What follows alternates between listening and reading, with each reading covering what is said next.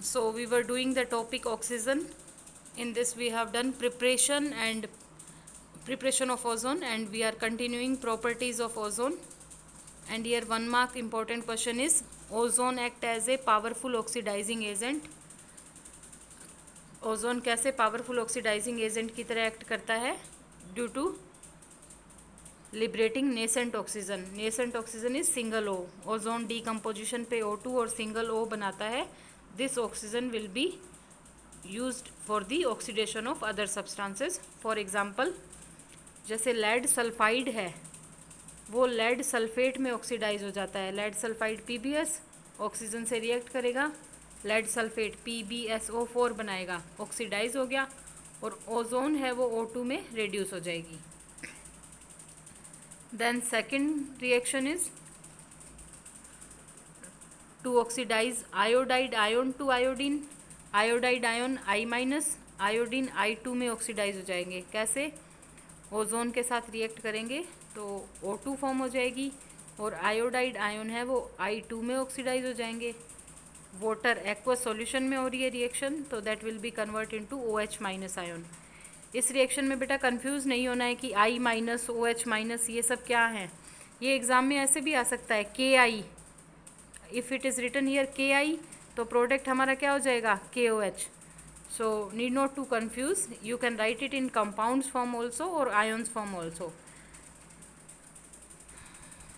The next important question here, this method is used for the quantitative estimation of ozone. इस method से हमें ये पता लग सकता है कि ओजोन क्वांटिटेटिवली कितनी प्रेजेंट है किसी कंपाउंड में या किसी मिक्सचर में.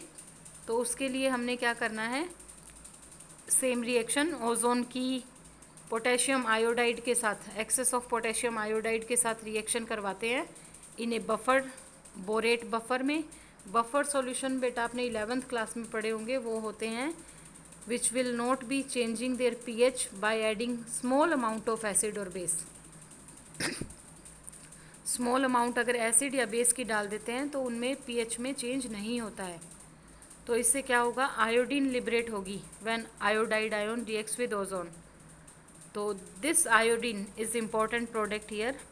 This iodine can be titrated against a standard solution of sodium thiosulphate. Titration बेटा आपने 11th में की होगी, एसिड बेस टाइट्रेशन. 2 कंपाउंड्स होते हैं या 2 सॉल्यूशंस होते हैं, एक नॉन कॉन्सेंट्रेशन का होता है और दूसरा अननोन कॉन्सेंट्रेशन का होता है. तो जिसकी कॉन्सेंट्रेशन हमें पता है उससे हम टाइट्रेट करके अननोन सॉल्यूशन की कॉन्सेंट्रेशन पता करते हैं. सेम ऐसे ही यहाँ पे हम नॉन कॉन्सेंट्रेशन का सोडियम थायोसल्फेट ले लेंगे, उससे आयोडीन की कॉन्सेंट्रेशन पता कर लेंगे, और आयोडीन से फिर हम पता कर लेंगे कि इतनी आयोडीन फॉर्म हुई है तो कितना ओजोन था. लाइक हमने 11th क्लास में फर्स्ट चैप्टर में किया था मोल कॉन्सेप्ट, स्टाइक्योमेट्रिक कोएफिशिएंट, कितने कितने रिएक्टेंट से कितना प्रोडक्ट बन सकता है या कितना प्रोडक्ट फॉर्म हुआ है तो क्या रिएक्टेंट था. तो इस तरह से ये मेथड है वो क्वांटिटेटिव एस्टिमेशन में यूज़ किया जाता है. उसके बाद है बेटा नेक्स्ट प्रॉपर्टी ऑफ ओजोन, वो ये है कि ओजोन नाइट्रिक ऑक्साइड या नाइट्रोजन के जो ऑक्साइड्स हैं उनसे बहुत रैपिडली कंबाइन होती है. तो इस वजह से due to this reason it is the possibility that nitrogen oxide emitted from the exhaust systems of supersonic jet aeroplanes, they are depleting the ozone layer. कैसे? जो सुपरसोनिक जेट से नाइट्रोजन के ऑक्साइड्स लिबरेट होते हैं, mainly nitric oxide, वो ozone से react करेगा.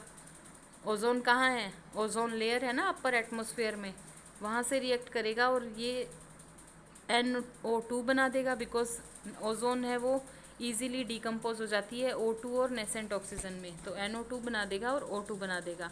So this is a reason behind the ozone layer depletion. ये भी 1 मार्क में पूछा जा सकता है. सुपरसोनिक जेट ये सिस्टम है, इनके एग्जॉस्ट सिस्टम से कैसे ओजोन लेयर डिप्लेट हो रही है.